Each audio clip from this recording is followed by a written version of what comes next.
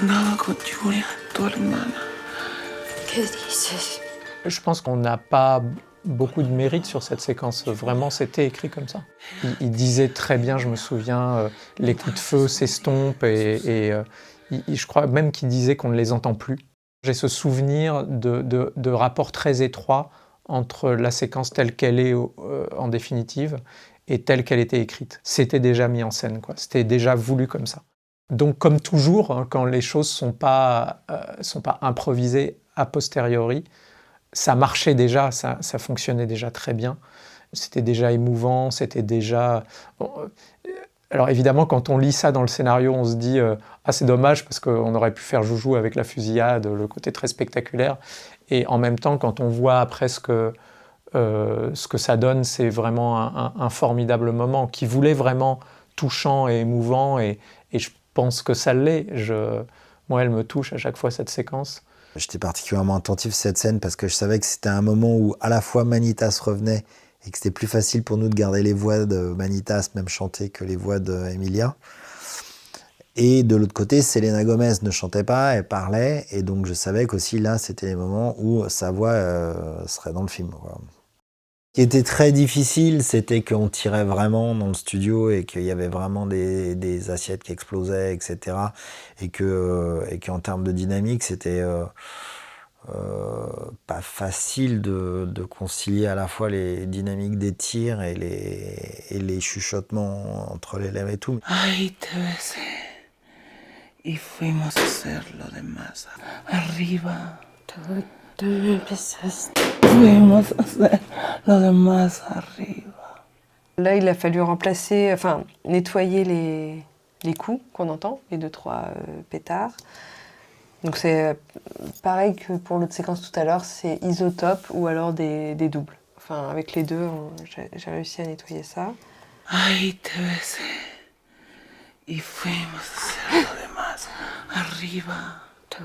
Tú me empezaste. Fuimos a hacer lo demás arriba. Jacques voulait vraiment qu'on garde le côté mourant du tournage. Parce que c'est vraiment ce qui apportait toute l'émotion à la scène et passait tout en post-synchro là. Même, on l'avait essayé et au final, on perdait énormément en émotion. Donc on est revenu vraiment sur une version avec le maximum de direct possible. ¿Y te contó eso? Cuando nos casamos te di 2 collares, me dijiste Cállate. que un día tú perdiste uno, pero sé que se lo diste a Julian para que te perdonara. El día de la boda tu familia te daba tanta vergüenza. Sur Selena, pareil, c'était beaucoup de live, un petit peu de post-synchro ou un petit peu de playback. Et en post-synchro, beaucoup de présence de respiration et de pleurs. Voilà, qu'on a ajouté, qu'on n'avait pas assez finalement dans le son du direct.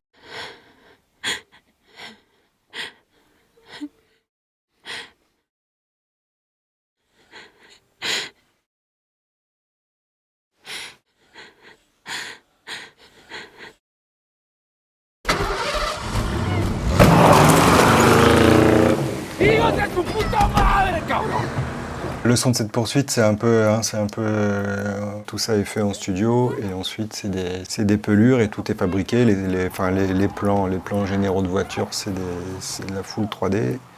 Donc au démarrage, rien n'existe. Sur des séquences comme ça de voiture, j'aime bien monter le moteur, le son du moteur le plus tard possible. Dans le cas présent, comme c'est une séquence que j'ai montée assez tardivement, Grégory Vincent avait déjà fait une passe de bruitage et je lui avais demandé, comme j'aime le faire le plus souvent, de soigner tout ce qui était son de surface, dérapage, etc. On peut écouter son travail. Donc quand j'ai commencé, il y avait déjà tout ça.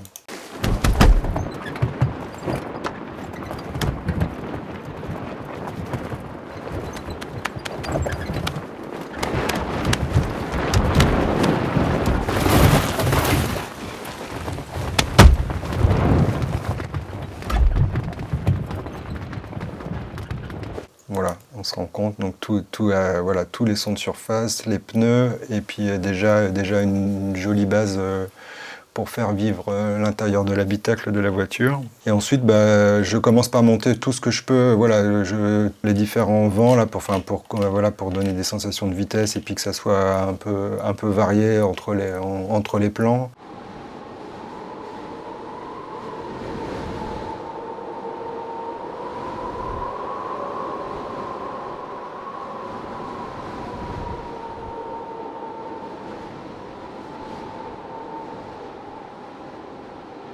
Et puis à la fin, évidemment, il faut quand même mettre du moteur. Donc là, c'est un son qui est le vrai moteur de cette voiture.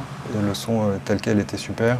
Mais des fois, il me manquait quand même un petit peu d'accélération, etc. Donc des fois, j'ai rajouté un autre son de moteur à des moments précis, juste pour qu'on ait plus de sensations de vitesse.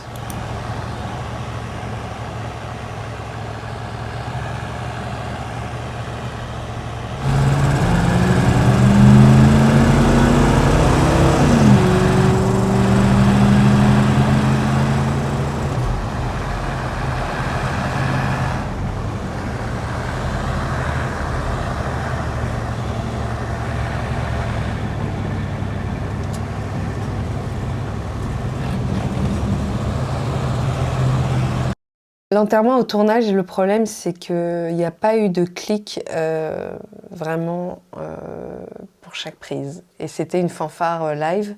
Donc, en fait, entre les prises, c'était très compliqué de monter, en fait. On n'a pas pu trop mélanger les prises parce que c'était sur des tempos complètement différents.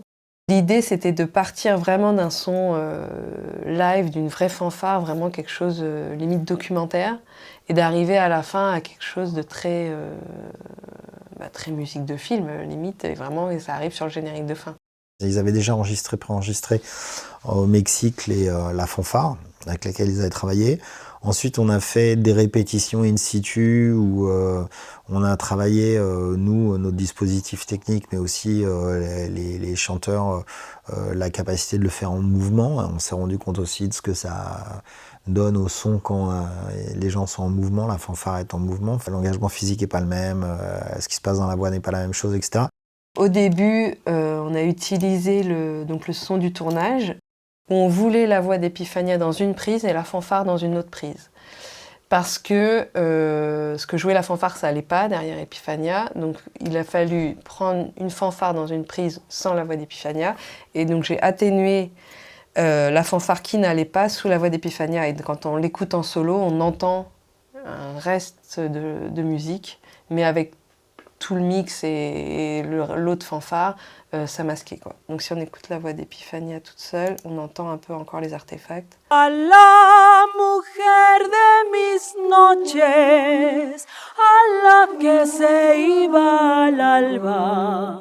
Il y avait des prises où la fanfare démarrait trop tôt.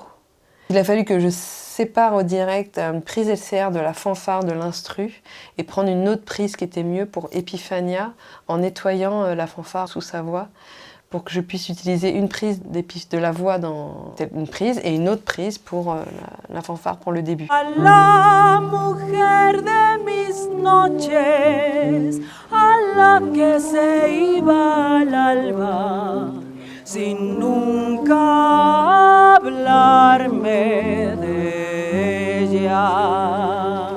Ça a été vraiment le truc casse-tête de cette séquence, c'était vraiment de réussir à faire un montage qui corresponde à l'image en gardant le son du direct. A quien le dio de mis fuentes y cuyo misterio me falta como una estrella lejana. Les chœurs, du coup c'était le chœur du tournage et qui a été complété par des voix faites précisément en studio pour préciser certains figurants. Et après, au fur et à mesure, il y a le chœur du studio qui rentre et l'instru qui venait compléter le son du direct. Donc là, ça a vraiment été un travail du département musique de venir faire des instruments qui venaient compléter et soutenir la fanfare du direct. Ça a été tout un travail de mix, de passer deux directs, donc du LCR de la fanfare et du perche à chef d'Epiphania, à vraiment la musique de film.